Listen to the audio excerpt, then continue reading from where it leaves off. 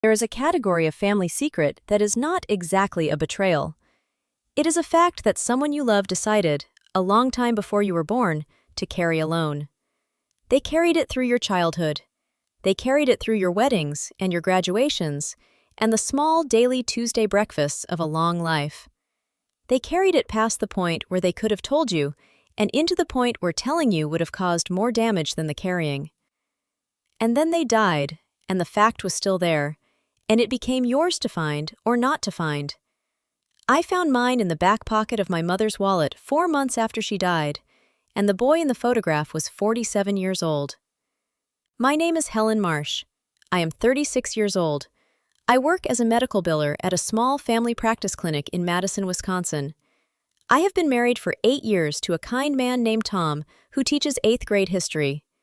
We have not, despite 5 years of trying, been able to have children. That is its own story, and it is not the story I am telling today, except to say that it is the reason I had to sit down before I told my husband what I had found in my mother's wallet.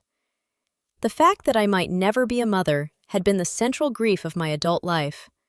Finding out, 4 months after my mother's death, that she had been a mother to a son she gave up at 23 was the kind of news a person needs to sit down for.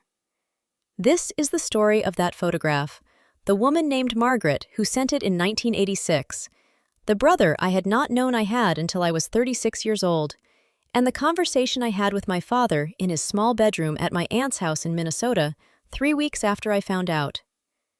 My mother died on a Thursday in November. She was 71. She had a stroke in her own kitchen, in the house in Eau Claire I had grown up in, while making a cup of tea. My father, who was 73, found her on the floor when he came in from the garage. The paramedics could not bring her back. She had been a high school English teacher for 34 years. She had retired 6 years before. She had been planning that week to drive down to Madison to help me organize my linen closet, the way she did once every fall. The funeral was small.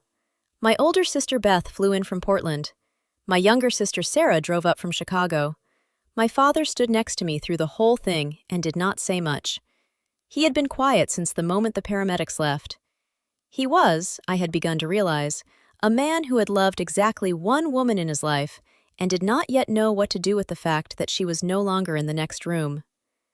3 months after the funeral, my father came down to Madison for a weekend. He brought me a cardboard banker's box. He set it on my kitchen table. He said, "Helen, I am moving in with your Aunt Carolyn in St. Paul for the winter. I cannot sit in that house alone yet. Your mother would want her things gone through. I cannot do it. Will you do it for me? Just the personal things, just what was hers." I told him yes. He stayed for 1 cup of coffee and drove back to Eau Claire that afternoon. He has not been back to the Madison house since. The box was small. It contained my mother's wedding ring, which had been in a small velvet bag in her nightstand, her reading glasses, 3 books from her bedside table, a small photo album from her last summer trip, a folded silk scarf from her grandmother in Limerick, and her wallet, the brown leather wallet she had carried since I was in high school, the one with the small brass clasp she used to fidget with at the dinner table. I went through the wallet on a Saturday afternoon in February, at my own kitchen table, with a cup of tea. There was nothing dramatic in it. Her library card, her old driver's license, a small business card from the optometrist, a holy card with a prayer to St. Anne that her own mother had given her, dated 1962. A receipt for a dry cleaner in Eau Claire from the week before she died. The small, ordinary geography of a teacher's wallet in her 70s. In the back pocket, the small, flat pocket behind the bill compartment, the kind nobody uses for anything important, there was a photograph. It was 3 inches square. It had been printed on the kind of glossy paper they used in the 1980s, and the edges were soft and faded. The colors had gone slightly orange. The photograph showed a boy of about 10 years old standing on the front steps of a small clapboard house with a green door. He was wearing red shorts and a striped t-shirt. He had brown hair cut neatly above his ears. He was squinting into the sun and smiling the slightly self-conscious smile of a 5th grader being told to stand still for one picture.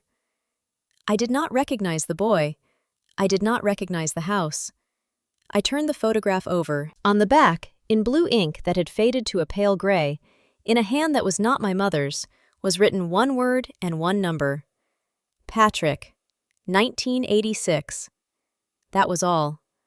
I sat at my kitchen table holding the photograph for a long time. My mother had been 33 years old in 1986. My older sister Beth had been 1. I had not yet been born. My mother had been a young mother of an infant, a junior English teacher in Eau Claire, married to my father for 2 years. There was no Patrick in the world I had been told about. There was no Patrick in any photo album, any story, any half-remembered Christmas. I knew everyone in my mother's life. I had known everyone in her life since I was old enough to know things. There was no Patrick. I put the photograph back in the wallet. I closed the wallet. I put it back in the banker's box. I did not tell Tom that night. I did not tell my sisters. I sat with the photograph for 2 days, the way you sit with a piece of mail that has arrived at your address with someone else's name on it, and you are trying to decide whether to forward it or open it. On Monday, I called my sister Beth in Portland. I told her, without preamble, what I had found. I asked her if the name Patrick meant anything. She was quiet for a long time. Then she said, "Helen, no, I have never heard her say that name. Are you sure it's not a student? She kept things from her students sometimes." I said, "She wouldn't have written a student's first name on the back of a single photograph and kept it in the back of her wallet for almost 40 years. Beth, this is not a student." Beth said very carefully, "Are you going to call Sarah?" I said, "Not yet. I want to call Aunt Margaret first." Aunt Margaret was my mother's older sister. She was 81. She lived in Eau Claire, 3 blocks from the house I grew up in. She and my mother had been close their whole lives. If anyone other than my father knew, it would be Margaret. I drove up to Eau Claire on a Saturday. I called Margaret first to tell her I was coming. I did not tell her why. I sat in her small living room with the green velvet couch and the framed photograph of my grandmother on the side table, and I drank a cup of tea, and after 20 minutes of catching up, I took the photograph out of my pocket and put it on the coffee table between us. I said, "Aunt Margaret, I found this in Mom's wallet. Do you know who this is?" Margaret looked at the photograph for a long time. Then she set down her teacup very carefully. She put both her hands flat on her lap. She said, "Oh, Helen." Just that. "Oh, Helen." And then she cried, the way old women cry, quietly, with her shoulders very still, in a way that had clearly been waiting 40 years to happen. Margaret told me, in pieces over the next 2 hours, the story I had not known. In the fall of 1976, my mother, who had just turned 23, who was finishing her senior year at the College of St. Catherine in St. Paul, discovered that she was pregnant. The father was a young man she had been dating for about 4 months, a graduate student in philosophy. He had panicked when she told him. He had moved to Oregon within a month. My mother had told her parents in October. My grandparents, devout Irish Catholics, the kind for whom an unwed pregnancy in the family was a fact that could not, under any version of their lives, be allowed to remain visible, made a series of decisions that, my aunt told me carefully, had not really been my mother's decisions at all. My mother was put on a bus to Boston in November of 1976. She lived in a home for unwed mothers run by the Sisters of Charity. She gave birth in March of 1977 to a baby boy. She held him, my aunt said, for 45 minutes. The sisters then took the baby to a Catholic adoption agency in Boston. My mother was on a bus back to St. Paul 2 weeks later. She finished her senior year. She graduated in May. She met my father, who was a young assistant principal at a Catholic high school, that autumn. She never told her own father about the baby for the rest of his life. She never spoke about it to her own mother again after the month she came home. In 1986, 10 years later, when my mother had been married to my father for 2 years and was the mother of an infant Beth, a letter arrived at my grandmother's house in Eau Claire, forwarded to my mother. It was from a woman in Chicago named Margaret O'Connor. She wrote that she was the adoptive mother of a 10-year-old boy named Patrick, that she had recently learned through the agency that his biological mother was alive, and that she wanted my mother to have one thing: a photograph. She had enclosed a 3-inch square photograph of Patrick on the front steps of their house in the suburbs of Chicago, in red shorts and a striped t-shirt, taken on his 10th birthday. She wrote that she would not be in contact again. She wrote that she only wanted my mother to know that he was happy. The letter was signed, "With gratitude beyond what I am able to write, Margaret." My mother had received the letter, my aunt said, in the kitchen of the Eau Claire house, and had stood at the counter for a long time, and then had gone upstairs and put the photograph in her wallet, and from that day on it had been in her wallet, in the small flat pocket behind the bill compartment, for 38 years. I drove home from Eau Claire that night. I told Tom everything at our kitchen table. He listened without interrupting, the way he listens when something matters. When I had finished, he said, "Helen, what do you want to do?" I had been turning the question over all the way down Highway 94. I knew, by the time I got home, what I wanted. I wanted to find Patrick. I did not want to disturb him. I did not want to insert myself into a family that had no need of me. I wanted only to know if he was all right, and if he wanted to know that there had been people on the other side of his story who had also been all right, and if there was a version of a relationship, even a small one, even a quiet one, that he might want, now that he was a 47-year-old man and our mother was gone. Tom said, "Have you talked to Beth and Sarah?" I said, "Not yet. I want to know what I'm telling them first. I don't want to tell them there might be a brother and then have him not want to be found. That is the worst version of telling them." Tom said, "That makes sense. Take your time." I did one of those at-home DNA tests the next week. I uploaded my results to the largest of the matching services. I did not search. I waited. I had read enough about these services to know that the people most likely to use them were adopted adults searching for biological family. 3 weeks later, on a Wednesday in early March, I got an email through the matching service from a man named Patrick O'Connor. He lived in Naperville, Illinois. He was a structural engineer. He had been searching, on and off, for his biological mother for 22 years. He had recently uploaded his own DNA test on the recommendation of his 16-year-old daughter, who had been doing a school project on family history. The match between us, the service said, was identified as half-sibling, high confidence. Patrick's email was 3 sentences long.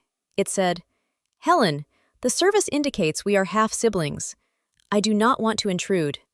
If you are open to a conversation, please let me know what is comfortable for you, and I will follow your lead. Patrick." I cried at my desk for 10 minutes. Then I wrote him back. Our first phone call was on a Sunday afternoon. Patrick called me from his living room. I sat at my kitchen table. We talked for almost 2 hours. He had the calm, careful voice of a man who has thought a lot about what he wanted to know and has decided to ask only the questions that mattered most. He asked about our mother. He asked what kind of person she had been. He asked what she had done for a living. He asked whether she had been kind. I told him she had been the kindest person I had ever known. I told him she had been a teacher for 34 years. I told him she had read Yeats out loud to herself on the back porch on summer evenings. Patrick told me about his life. His adoptive mother, Margaret O'Connor, had died in 2009. She had been, he said, the central love of his life, the woman who had raised him and who had told him, gently and openly, when he was 11 years old, that he had been adopted from a Catholic agency in Boston in 1977. She had given him the option, at 18, of any information she could find. He had begun looking when he was 25. He had hit dead ends for 2 decades. He had a wife named Karen. He had 2 daughters, Maeve, 16, and Bridget, 13. He worked as a structural engineer. He had, he said, never stopped wondering. He had built, in his mind over 22 years, 100 different versions of the woman who had given him up. He had never imagined one with 3 daughters of her own. I told him about Beth and Sarah. I told him about my father. I told him, at the end of the call, that I had something I wanted to send him. He gave me his address. I mailed him the photograph the next morning. I made a high-quality scan first. I sent him the original. It belonged to him. Patrick and I met for the first time at a diner in Madison 3 months later, on a Saturday in June. He drove up from Naperville. He came alone. He had wanted, he said, for the first meeting to be just us, before bringing his wife or daughters or anyone else into it. I had wanted the same thing. I had thought I would not recognize him. I had been wrong.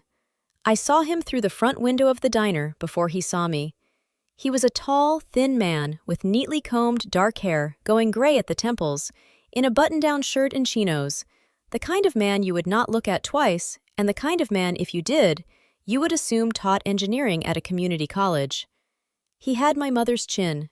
He had my mother's mouth. He moved his hands, when he sat down across from me, exactly the way she had moved hers, fingers laced, thumbs steady. I have not stopped noticing this about him. He carries her with him in ways that no one else who is left does, and he does not know he is doing it. I will not ever tell him. It is a small, private gift I get to keep. We had lunch for 3 hours. We ordered, eventually, lukewarm food we did not eat. Patrick told me, near the end of the meal, that he had not expected, at 47, to gain a sister. He said it with the soft, tentative phrasing of a man who was not yet sure he had permission to use the word. I told him he could use it. I told him I was not trying to replace anyone.